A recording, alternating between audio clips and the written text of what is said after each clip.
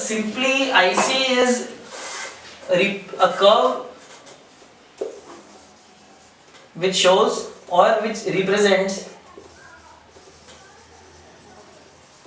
all such combinations of two goods, that is good X and good Y, which give the equal satisfaction to the consumer. These will be the keywords for your definition, right? These things need to be mentioned. Okay, now graphically we look at an indifference curve. Again, remember this indifference curve or the ordinal approach says that utility cannot be measured, right? Satisfaction cannot be measured, but the units consumed by the consumer, units of good X and the units of good Y, they are measurable.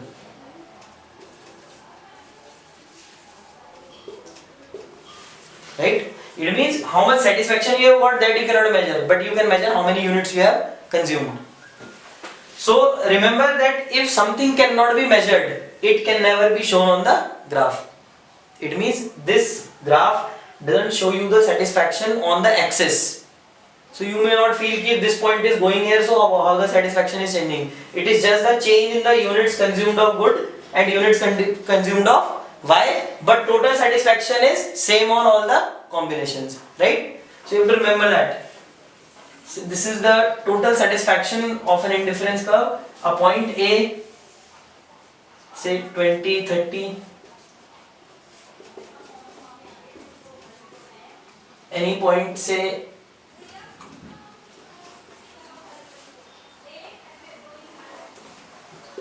10 and 50, say combination B. Similarly, any combination C, say 50, 15. Okay, so here we can see three combinations A, B and C. Just see, if a consumer is in the original state consuming 20 units of X and 30 units of Y, and if he moves on to a second combination, say B, 10 units of good X and 50 units of good Y, only the number of units are changing, but his total satisfaction is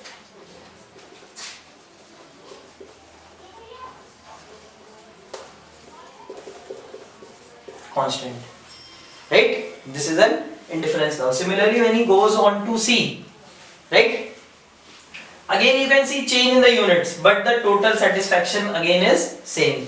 And in an indifference curve can have infinite combinations. Like you have already studied in your class 8th and 9th basic mathematics, a curve can have infinite number of points, right? But one thing you have to observe, that when a consumer is switching the combinations, one good is increasing and the other is decreasing.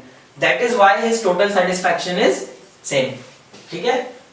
You can simply understand that the utility which he is losing when he moves from point A to point B, in terms of X, he is losing 10 units of X, right? It means he is losing some amount of satisfaction that he is gaining by gaining the 20 units of Y. That's why the total satisfaction is same.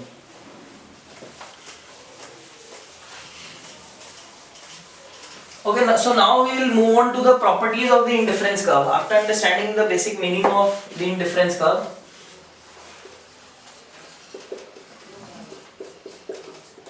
this is a very important topic. You will always find a question from this particular topic in whether it is your pre-board or board exam. The first and basic property of PPC is downward sloping. We have already discussed about downward sloping curve in the introductory lecture. What is a downward sloping curve, right? It simply means that there is an inverse relation between consumption of good X and consumption of good Y. Like when I drew the indifference curve, we can easily see that when consumption of one good is increasing, the consumption of other good is decreasing, and only then the total satisfaction can remain constant.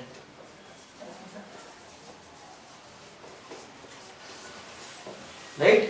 Only if one good is increased and other is decreased. Because if you increase both the goods, suppose you increase both the goods, then total satisfaction will also increase. Because more you consume, more satisfaction you will get. Similarly, if you decrease both the goods, again total satisfaction will decrease. But our indifference curve definition says that total satisfaction should remain constant, right? So when you are explaining this property, you have to mention this, that there is an inverse relation between the consumption of good X and good Y. Thus the indifference curve is downward sloping, and you have to also explain that logically if we have direct relation between the consumption of two goods, the total satisfaction cannot remain constant, right?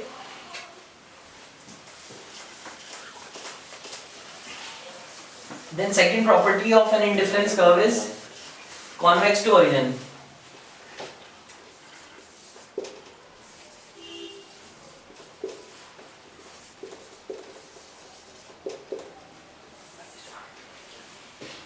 We already know why a curve is convex to origin, that we have already discussed about, but once again just looking, convexity of a curve depends on the slope of a curve.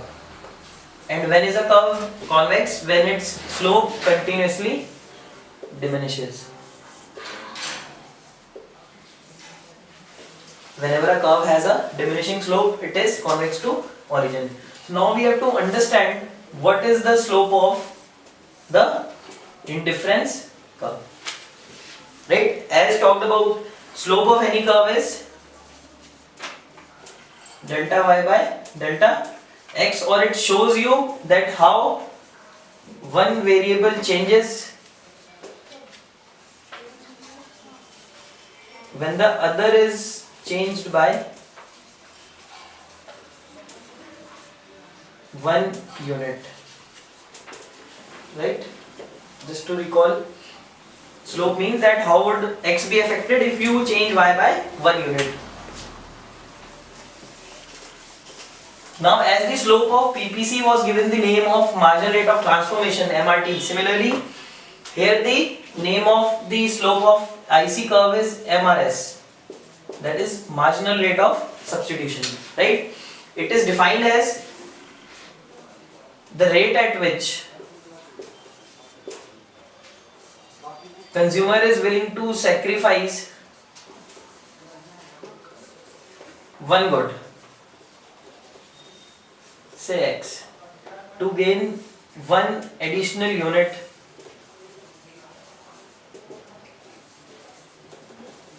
of the other good. Means if I am asked to sacrifice 1 unit of X, suppose I am asked to gain certain units of Y, say 2 units of Y, or say 1 unit of X, then how many units of the other good am I ready to sacrifice, right? Like if I want to increase the consumption of X by 1 unit, I have to decrease the consumption of Y. How many units of Y am I ready to sacrifice? That is known as the MRS. When you define it, you have to mention it is the rate at which the consumer is willing to sacrifice. Remember, it is the rate at which the consumer is willing to sacrifice. It is the consumer's choice. You may have your different choice, I may have my different choice, right? One good to gain one additional unit of the other good. Means how much the consumer is valuing the good. We will understand it in a better way with the help of a numerical example as well. And we will also talk about why it diminishes, right? So now we can understand the concept of diminishing MRS numerically.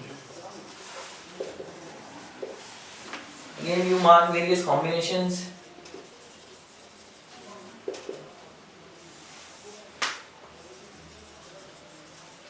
Good X, good Y, and MRS. Say A, B, C, D, F, E.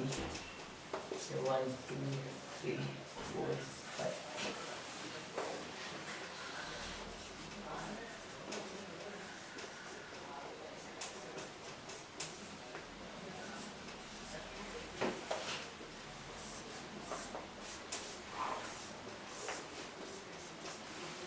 these are the various combinations A, B, C and D showing you the various units of X consumed and Y consumed. Like as already talked about, MRS is slope, so it is delta change in one good upon the change in the other good, right? So here we see that when I change X by 1 unit, I am willing to sacrifice 6 units, right? First place, so we cannot calculate, so it would be 6:1. Then similarly here 5 units, 5:1, 4:1, 3:1 and 2:1, right? This is the concept of diminishing MRS represented numerically. Again, it is not a rocket science. You may take any, just remember to take change X by 1 unit. You can take any value, 40, 50, any value. Remember, if you are deducting 6, then deduct 5, then deduct 4 and 3, 2, like this, right? Simply you can always plot the diminishing MRS. Now we will study that why this MRS is diminishing, okay? That is another important concept.